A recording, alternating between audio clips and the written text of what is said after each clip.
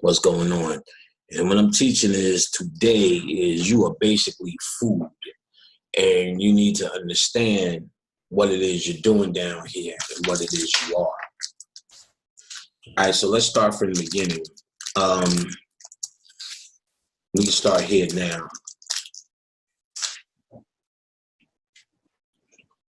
Your chickens, your cows, do not know that they are food. They have no idea. Their only existence, let's say a chicken or a cow, is to feed you. They have no other use. It's not like you see chickens running around in the forest on the Serengeti, a bunch of wild chickens. They're dumbed down turkeys made for one and one purpose, to eat humans, to be hot wings. But the chicken doesn't know that. It thinks its whole existence is whatever the fuck a chicken thinks its purpose, eat shit off the floor, fuck other chickens. It has no idea that ultimately it's born for the sole purpose for us. So our ego doesn't usually allow us to think of ourselves in such a demeaning way. But the reality is, to get straight to it, you are a food source. You are a food source. You're not eating physically. Your energy is fed off of constantly. The human body is nothing but a tool to trap an energy in to start creating things. Those things are called, we'll say, elixirs, but chemicals that the body makes, chemicals that the organs make based upon either love or fear. It's clear it must be more of a delicacy to have these fear-based emotions and fear-based elixirs and chemicals created in the human body for these archons to feed off of. So just like we eat chickens, they feed or eat off of the emotions that they help to inspire. Earth is a feeding ground. This matrix is a feeding ground. You are being fed off of based upon your energy. So let's think about something logical. I started doing this in the live, but let's just get it all under one sitting. If we're doing something as simple as this, moving our hand, this takes energy. This takes energy. What gets stronger if we visualize? If I see a ball here that I'm holding and moving, and then that ball could represent anger or happiness. So let's say happiness. I have a big ball of happiness and I swallow it. Why do they tell you to do meditations like that? Many like that, with deep visualizations. Because the ancients understood with your thoughts and your movements, you're actually dealing with energy. In this case, I just took what I deem to be happiness, my visualization, my energy that I see happiness, and I consumed it.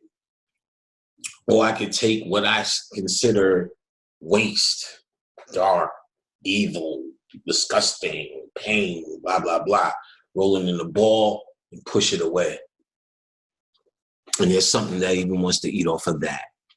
So there's different entities that were created or created through the mind that need to feed. Yep. That need to feed. They need to feed ferociously. So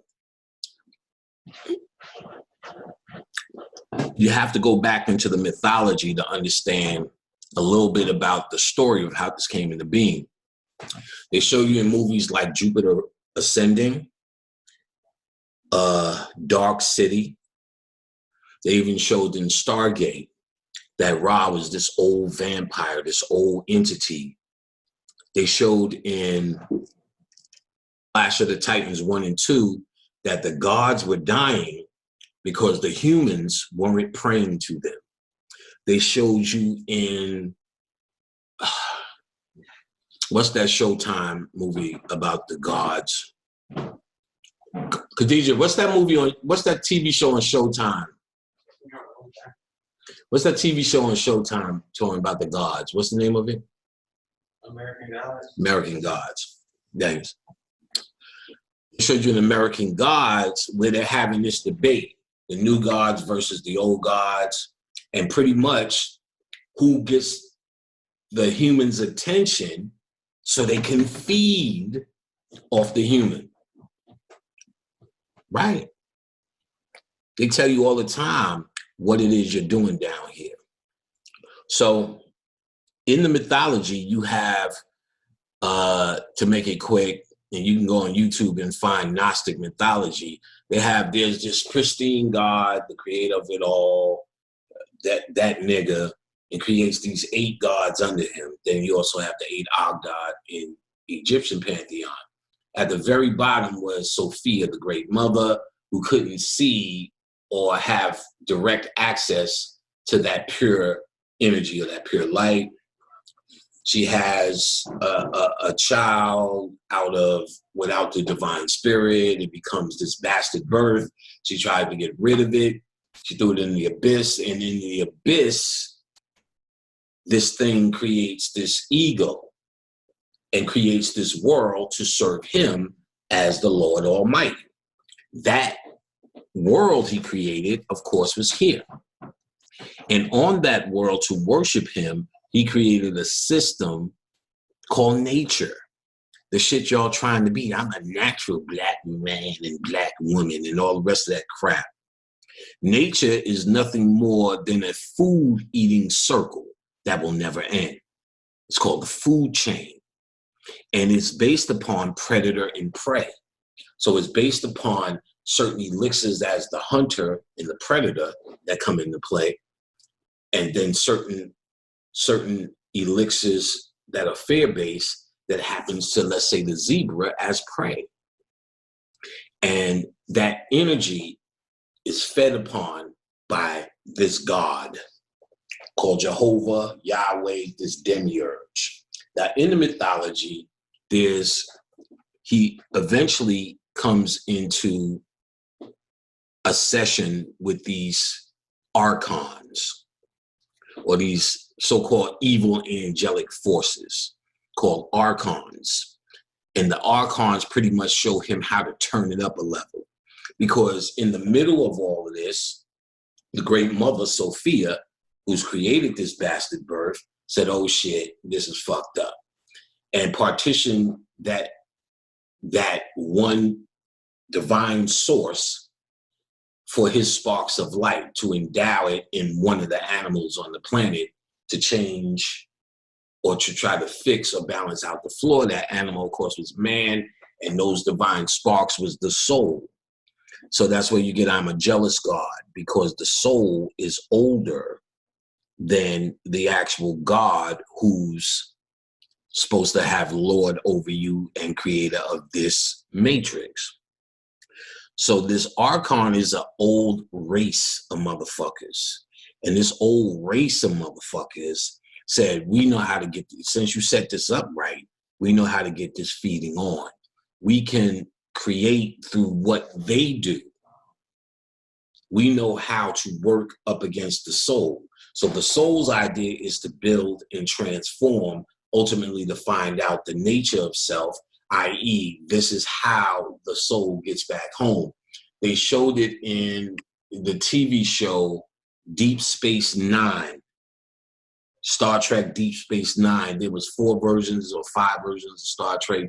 You want Deep Space Nine when they were at space station, where in the last season, one of the characters finds out who he is and his origin, and they ultimately tell him, we send a piece of us all around the universe and see who comes back. When they come back, we get the information without even leaving. So this divine spark is the same concept. It's this pool of divine original source light. When they say it's a big bang or explosion, that's all around the universe, called souls. And those souls have nothing but the desire to come back home once they get of a certain level of consciousness. And even then, even the most ignorant black man or black woman, they still want to know, but they satisfy themselves with Jesus or maybe Buddha or the Orishas or whatever. But something in them still want to know. There's what's calling them isn't strong enough yet for it to be as conscious as perhaps you, but it's calling them nonetheless. And the Archons understand that you'll have that need to do it, and you'll be doing it from pretty much a place of ignorance, and you'll be moving on inspiration. You'll be moving on intuition as opposed to absolute knowing. And you will know and you will reveal, but you also have the potential, as we did, to forget it all again.